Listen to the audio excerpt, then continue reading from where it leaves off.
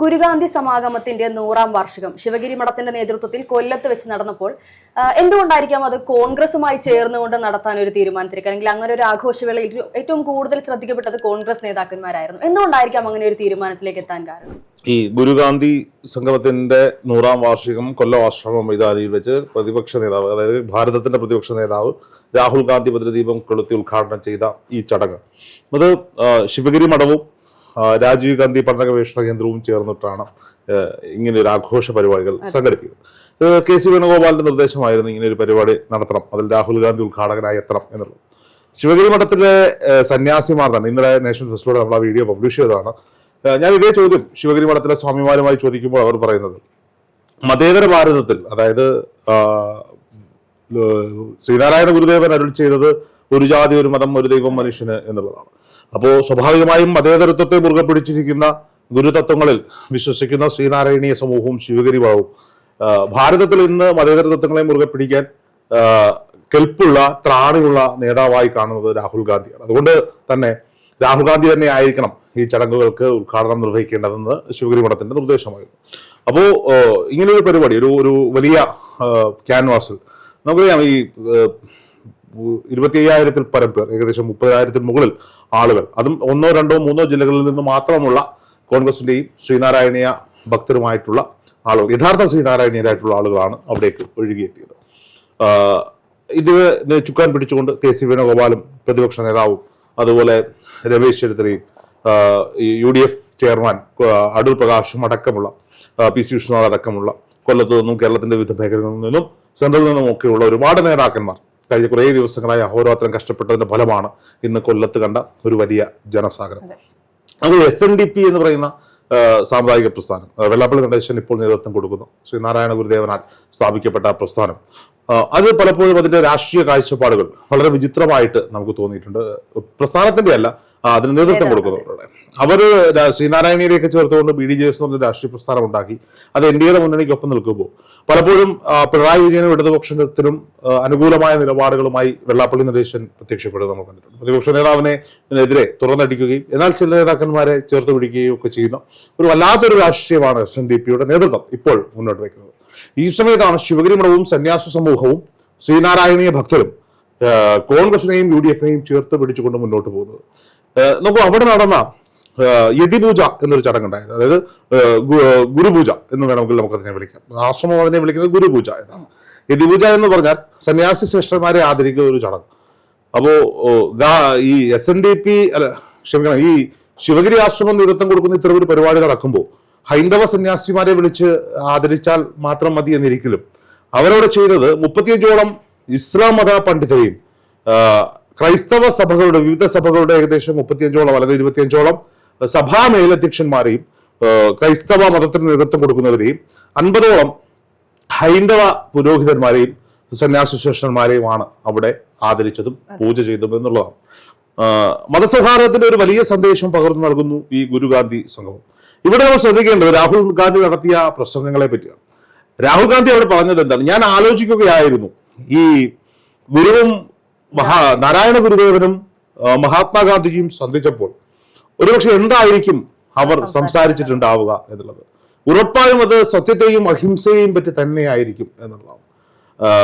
1925 ഇവരുടെ ശിവഗിരിയിൽ വെച്ച് മഹാത്മാഗാന്ധി ഈ ഗുരുദേവനെ കാണുമ്പോൾ അവർ സംസാരിക്കുമ്പോൾ അതുവരെ മഹാത്മാഗാന്ധിക്ക് ഉണ്ടായിരുന്ന ചില ജാതി വ്യവസ്ഥയെ പറ്റിയും വർണ്ണവിവേചനത്തെ പറ്റിയുമുള്ള കാഴ്ചപ്പാടുകൾ നാരായണ ഗുരുദേവനുമായുള്ള ചർച്ചയ്ക്ക് ശേഷം മാറിയെന്നും ജാതി വിവേചനത്തിനും വർണ്ണ വിഭജനത്തിനും എതിരെയൊക്കെ മഹാത്മാഗാന്ധി പിന്നീട് സംസാരിക്കാൻ ശ്രമിച്ചു എന്നുള്ളതാണ്. നമ്മളൊക്കെ മഹാത്മജിയെ കാണുന്നത് എന്നൊരു തലം നമുക്കറിയാം. ആ മഹാത്മജിയുടെ ചിന്തകൾക്ക് പോലും മാറ്റം വരുത്താൻ സാധിച്ചിട്ടുള്ള ഒരു കണ്ടുമുട്ടലായിരുന്നു ഒരു നൂറ്റാണ്ടിന് മുമ്പ് കേരളത്തിൽ വെച്ച് നടന്നിട്ടുള്ളത്.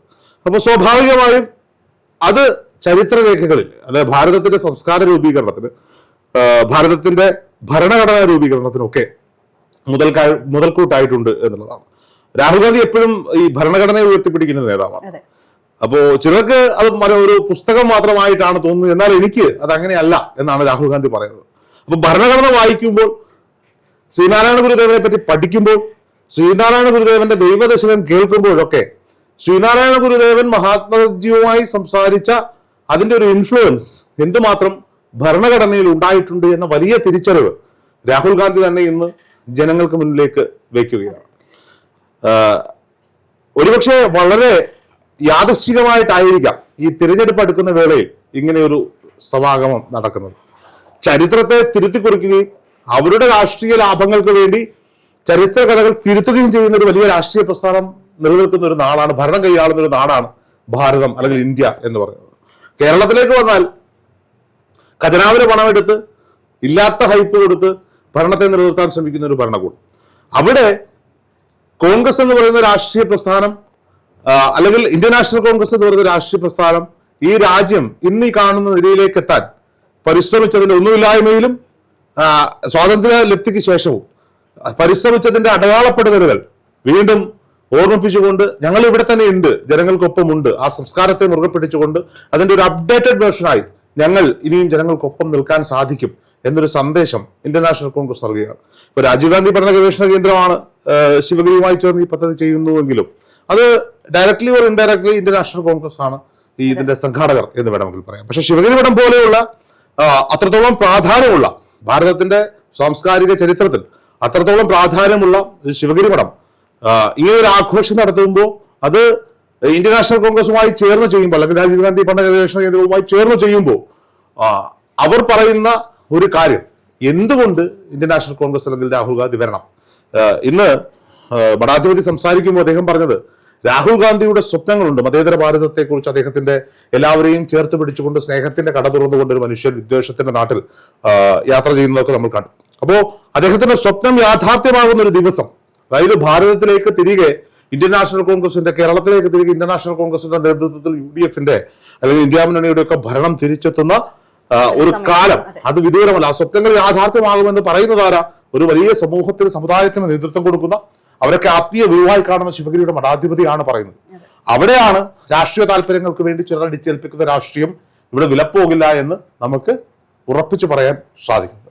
എന്തായാലും ഇന്ന് ചരിത്രത്തിന്റെ രേഖകളിൽ 1925 നടന്ന ശ്രീനാരായണ ഗുരുദേവനും മഹാത്മാഗാന്ധിജിയും തമ്മിലുള്ള ആ ഒരു കണ്ടുമുട്ടൽ, ആ ഒരു ചർച്ച രാഹുൽ ഗാന്ധിയുടെ വാക്കുകൾ കടമെടുത്താൽ വളരെ സാധാരണമായ ഒരു സ്ഥലത്ത് ഒരു സാധാരണമായ മുറിയിൽ ഒരു ആഡംബരങ്ങളും ഇല്ലാതെ രണ്ട് മനുഷ്യരെന്ന് വിളിക്കാൻ കഴിയില്ല രണ്ട് മഹാത്മാക്കൾ തമ്മിൽ നടത്തിയ ഒരു ചെറിയ സംവാദം, ഈ സംവാദത്തെ ചെറിയൊരു സംഭാഷണത്തെ രാജ്യത്തിന്റെ ഡെവലപ്മെന്റിന് വേണ്ടിയിട്ട്, രാജ്യത്തിന്റെ പുരോഗതിക്ക് വേണ്ടിയിട്ട്, രാജ്യത്തിന്റെ ഭരണഘടനാ നിർവഹണത്തിന് വേണ്ടിയിട്ട് വീണ്ടും കിട്ടിയ കുറെ തത്വങ്ങളായി മാറിയപ്പോൾ അതിനെ 100 വർഷങ്ങൾക്ക് ഇപ്പുറം അടയാളപ്പെടുത്തിക്കൊണ്ട് വീണ്ടും ഒരു ആഘോഷം സംഘടിപ്പിക്കുമ്പോൾ അത് കേരളത്തിന്റെ ഭാരതത്തിന്റെ രാഷ്ട്രീയ ചരിത്രത്തിൽ ഒരു നാഴികക്കല്ലായി മാറും എന്നുള്ളതിൽ യാതൊരു വിധമായ സംശയമില്ല. തങ്ങൾ ചെയ്തു തീർത്ത തെറ്റുകൾ, തങ്ങൾ ഇവിടുത്തെ വിശ്വാസ സമൂഹത്തിനോട്, ഇവിടുത്തെ വിശ്വാസികളോട് ചെയ്ത തെറ്റുകൾ തിരുത്താൻ എന്ന പേരിൽ മറ്റു വീണ്ടും തെറ്റുകൾ ആവർത്തിക്കപ്പെടുന്ന ഒരു രാഷ്ട്രീയ സാഹചര്യം നിലനിൽക്കുന്ന കേരളത്തിലാണ് ഇത്തരമൊരു പദ്ധതി നടക്കുന്നത് എന്ന് വേണം നമ്മൾ ചിന്തിക്കാൻ. 2 മാസങ്ങൾക്ക് മുമ്പ് കർണാടകയിൽ ഇത്തരത്തിലൊരു പരിപാടി സംഘടിപ്പിച്ചിരുന്നു. അതിന്റെ ബാക്കി എന്തുമാണ് കൊല്ലത്ത് വെച്ച് ഈ പരിപാടി നടക്കുന്നത്. ഇപ്പൊ കൊല്ലം, എന്തുകൊണ്ട് കൊല്ലം എന്നൊരു ചോദ്യം അവിടെ ബാക്കിയാകുന്നുണ്ട്. കൊല്ലം ആശ്രമ മൈതാനം പോലെ ചരിത്ര പ്രാധാന്യമുള്ള ഒരുപാട് ചരിത്ര സംഭവങ്ങൾക്ക് സാക്ഷ്യം വഹിച്ചിട്ടുള്ള മണ്ണാണ് ഈ ആശ്രമ മൈതാനം എന്ന് പറയുന്നത്. കൊല്ലത്തിന്റെ ഒരു രാഷ്ട്രീയ ഗതി തന്നെ ഒരുപക്ഷെ മാറാൻ, അതിന്റെ ഒരു അലയലുകൾ മറ്റ് ജില്ലകളിലൂടെയൊക്കെ കടന്നു വരാൻ സാധ്യതയുള്ള ഒരു സംഭവവികാസത്തിനാണ് ഇന്ന് രാഹുൽ ഗാന്ധി അവിടെ തിരിതെളിച്ചിരിക്കുന്നത്. അവിടെ ആരും രാഷ്ട്രീയം പറഞ്ഞിട്ടില്ല. പക്ഷേ ജനങ്ങൾക്ക്, ഇവിടെ വരുന്ന ബഹുഭൂരിപക്ഷം ശ്രീനാരായണീയർക്ക് അതിന്റെ യഥാർത്ഥ രാഷ്ട്രീയം എന്താണ്, ആ സന്യാസ സമൂഹം മനസ്സിൽ പേറുന്നത് എന്ന രാഷ്ട്രീയം കൃത്യമായി ബോധ്യപ്പെടുത്തുന്ന ചടങ്ങുകളാണ് ഇന്ന് നടന്നിട്ടുള്ളത്. കേരളത്തിന്റെ അല്ലെങ്കിൽ ഭാരതത്തിന്റെ ശ്രീനാരായണ ഗുരുദേവനും ഭാരതത്തിന്റെ മഹാത്മജിയും അവരാരായിരുന്നു എന്ന ഓർമ്മപ്പെടുത്തലുകൾ ഇന്നിന്റെ കാലത്ത് അനിവാര്യമായ ഒരു സാഹചര്യത്തിലാണ് ഇത്തരം ആഘോഷ പരിപാടികൾ കൊണ്ടാടുന്നത് എന്നത് തന്നെയാണ് അതിന്റെ ചരിത്ര പ്രാധാന്യം വീണ്ടും അരക്കിട്ടുറപ്പിക്കുന്നത്.